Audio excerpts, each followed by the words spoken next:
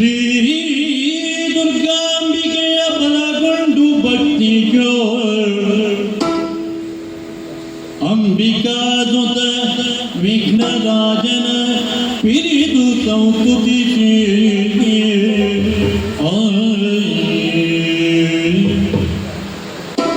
ಅಂಬುನಿಧಿಯ ಆತ್ಮಜಿಗೆ ಕೈ ಮುಗಿದು ಅಂಬುಜಾಸನ ಬಾಣಿಯರ ಪಾದಾಮೃತಕ್ಕೆ ಪಡಬಡುತ್ತ ಮರಳಿ ಬೆಳಿ ಕಥಾಮೃತವ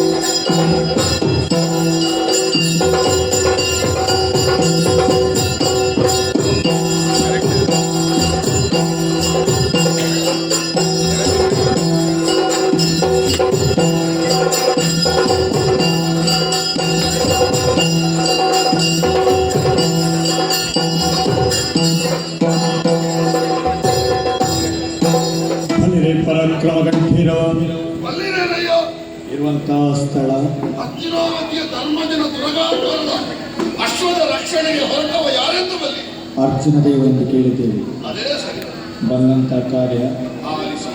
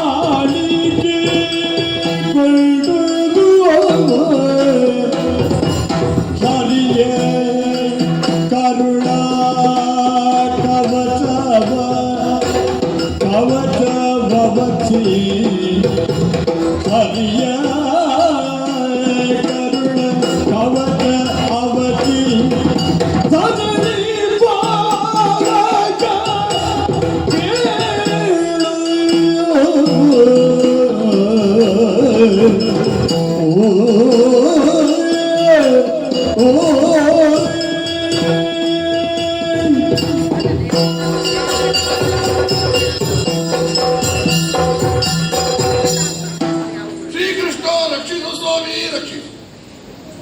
ಸೇನಾಧಿಪತಿ ಪ್ರದ್ಯುಮ್ನ, ಶಿಷ್ಯ ಸಾತ್ಯಕಿ, ಮಗನಾದ ವೃಷಕೇತು, ಕೃತವರ್ಮಾದಿ ವೀರರೇ ಬಹುದೊಡ್ಡ ಸಂಕಲ್ಪವನ್ನು ಇರಿಸಿಕೊಂಡು ಹೊರಟಂತ ಯಾಗದ ಅಶ್ವದ ರಕ್ಷಣೆ ನಾವು ಆರಂಭ ಮಾಡುವಾಗ ಯೋಚಿಸಿದೆವು. ನಾವು ಆರಂಭ ಮಾಡುವಾಗ ಇಷ್ಟೆಲ್ಲ ಜನ ಇರ್ಲಿಕ್ಕಿಲ್ಲ ಅಂತ. ಇಷ್ಟು ಇರುವುದೇ ದೊಡ್ಡ ವಿಷಯ. ಯಾಕೆ ಮೊನ್ನೆ ಕುರುಕ್ಷೇತ್ರ ಯುದ್ಧದಲ್ಲಿ ಎಲ್ಲ ಮುಗಿದಿದೆ, ಕೊನೆಗೆ ಬೆರಳೆಣಿಕೆಯನ್ನು ಉಳಿದದ್ದು.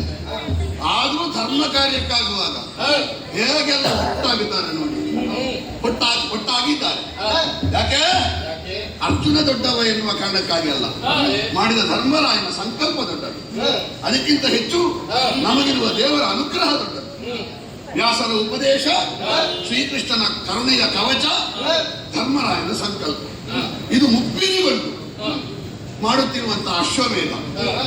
ಒಂದು ಕಾಲದಲ್ಲಿ ನಾವು ರಾಜಸೂಯಾತ್ವವನ್ನು ಮಾಡಿ ಮುಗಿಸಿದ್ದೆವು. ಆದ್ರೆ ಅವತ್ತಿರುವ ರಕ್ತಪಾತದ ಹಂಬಲ ನಮಗಿಲ್ಲ. ಇಲ್ಲದೆ ಹೋದ್ರೆ ತುರಗದ ರಕ್ಷಣೆಗೆ ಅರ್ಜುನನೇ ಆಗಬೇಕು ಅಂತ ಉಂಟಾ? ಭೀಮನೂ ಆಗಿ ಕೇವಲ ಯುದ್ಧ ಮಾಡುವ ಬೇಕಾದ್ದಲ್ಲ, ಎಲ್ಲಿ ಯುದ್ಧ ಮಾಡಬೇಕು, ಎಲ್ಲಿ ಯುದ್ಧ ಮಾಡದೆ ಅನಿವಾರ್ಯವಲ್ಲದೆ ಇರುವಂತಹ ಸಂದರ್ಭದಲ್ಲಿ ಅದನ್ನು ಉತ್ತರಿಸಿ ಹೋಗಬೇಕು.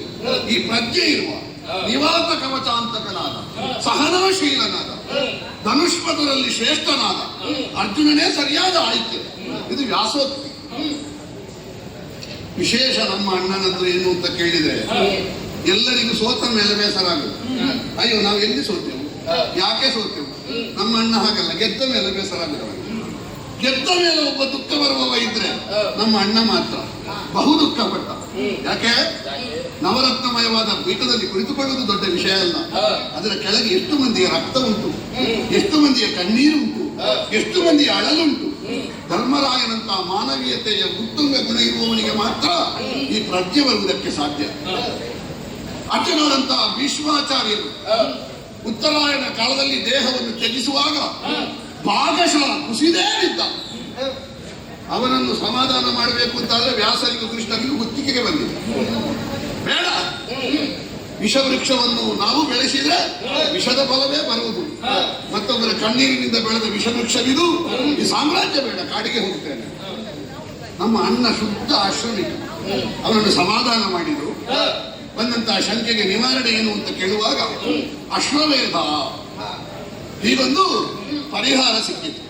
ಅಶ್ವಮೇಧದ ಸಂಕಲ್ಪ ಏನು ಮಾಡಿದ, ಆದ್ರೆ ಬಹುದೊಡ್ಡದಾದಂತಹ ಕುಲಕ್ಷಯಕಾರವಾದಂತಹ ಯುದ್ಧದಲ್ಲಿ ಮಂದಿಗಳು ಮಾತ್ರ ನಿರ್ನಾಮ ಆಗುವುದಲ್ಲ, ಅದರೊಂದಿಗೆ ಧನವೂ ಕಡಿಮೆ ಆಗುತ್ತದೆ. ಹೇಗೆ ಈ ಪರಿಸ್ಥಿತಿಯಲ್ಲಿ ಅಶ್ವಮೇಧ ಮಾಡುವುದು? ಮರುತ್ತಾ ಯಾಗದಲ್ಲಿ ಬ್ರಾಹ್ಮಣರಿಗೆ ಕೊಟ್ಟಂತಹ ಧನಕನಕಾದಿಗಳನ್ನು ಅವರು ತೆಗೆದುಕೊಂಡು ಹೆಚ್ಚಾಗಿ ಬಿಟ್ಟು ಹೋದದ್ದುಂಟು. ಅದನ್ನು ತೆಗೆದುಕೊಂಡು ಬಂದು ಯಾಗ ಮಾಡುವಂತ ಹೇಳುವಾಗ ಅಲ್ಲಿಯೂ ಸಂಶಯ. ಬ್ರಹ್ಮಸ್ವ ಅಲ್ವಾ ಅದು? ಅವನಿಂದ ಸೆಳೆದುಕೊಂಡ್ರೆ ಬ್ರಹ್ಮಸ್ವ. ಅವರೇ ಸಾಕು ಅಂತ ಬಿಟ್ಟು ಹೋದದ್ದನ್ನು ಮಡೆದುಕೊಂಡ್ರೆ ಬ್ರಹ್ಮಸ್ವ ಅಲ್ಲ. ಸರಿ ನೋಡಿದ್ರೆ ಈ ಭೂಮಿಯೇ ಬ್ರಹ್ಮಸ್ವ. ಕಾಶ್ಯಪಿ ಅಂತ ಅವನಿಗೆ ಹೆಸರು. ಕ್ಷತ್ರಿಯರ ಆಳುವುದಿಲ್ವೇ ಎನ್ನುವುದಾಗಿ ಹೇಳಿದ ಮೇಲೆ ಸರಿ ಎನ್ನುವುದಾಗಿ ಒಪ್ಪಿಕೊಂಡ. ಅವನಿಗೆ ಗೊತ್ತಿಲ್ಲ ಅಂತಲ್ಲ, ಗೊತ್ತಿಲ್ಲದವರಿಗೆ ಸಂಶಯವೇ ಬರುವುದಿಲ್ಲ, ಹೆಚ್ಚು ಗೊತ್ತಿದ್ದವರಿಗೆ ಸಂಶಯ ಬರುವುದು. ಹಾಗಾಗಿ ಆಗಾಗ ಧರ್ಮರಾಯನಿಗೆ ಸಂಶಯ ಬರುವುದು. ಆಮೇಲೆ ಯಾಗಾಶ್ವ ಇಲ್ಲಿಂದ, ಯವನಾಶ್ವನಲ್ಲಿಂದ ವಿಶೇಷ ಲಕ್ಷಣ ಇರುವಂತಹ ಆ ಕುದುರೆಯನ್ನು ಯವನಾಶ್ವನಲ್ಲಿಂದ ತರಲಿಕ್ಕೆ ಬಹಳ ಸಾಹಸ ಪಟ್ಟಿದ್ದಾರೆ ಭೀಮಾದಿಗಳು, ವೃಷಕೇತನು, ಇಂಥವರೆಲ್ಲ ಶ್ರಮಪಟ್ಟು ಇಲ್ಲಿವರೆಗೆ ತಂದು ಆಮೇಲೆ ಅಶ್ವಮೇಧ ಆರಂಭ ಆದ ಮೇಲೂ ವಿಘ್ನ ಬಂತು. ಯಾರು? ಅನುಸಾಲ್ವನ ಮಗನ ಒಮ್ಮೆ ಕುದುರೆಯನ್ನು ಕದ್ದ. ಕೃಷ್ಣನೇ ಒಮ್ಮೆ ಹೋರಾಟಕ್ಕೆ ಹೋಗಿ ಹಿಂದೆ ಬಂದ ಅಂದ್ರೆ ಅವನಿಗೆ ಕೊಡ್ಲಿಲ್ಲ ಅಂತಲ್ಲ, ಅವನ ಸಂಕಲ್ಪದಲ್ಲಿ ಹಿಂದೆ ಬರಬೇಕು ಅಂತ. ವೃಷಕೇತ ವಿಜಯಿಯಾದ. ಅನುಸಾಲ್ವನಿಂದ ಕುದುರೆಯನ್ನು ಬಿಡಿಸಿಕೊಂಡಿದ್ದೇವೆ, ಬಿಡಿಸಿಕೊಂಡು ಮುಂದುವರಿಯುತ್ತಾ ಬಂದಿದ್ದೇವೆ. ಈಗ ಆರಂಭ ಅಷ್ಟೇ. ಎಷ್ಟು ಉಂಟು ಅಶ್ವಮೇಧ ಅಲ್ವಾ? ಆರಂಭದಲ್ಲೇ ನಾವು ದೀರ್ಘ ಮಾಡಲಿಕ್ಕೆ ಉಂಟು, ಇಲ್ಲಲ್ಲ, ಅದರ ಬಗ್ಗೆ ಪ್ರಜ್ಞೆ ಉಂಟು. ಮುಂದುವರಿಯುವುದು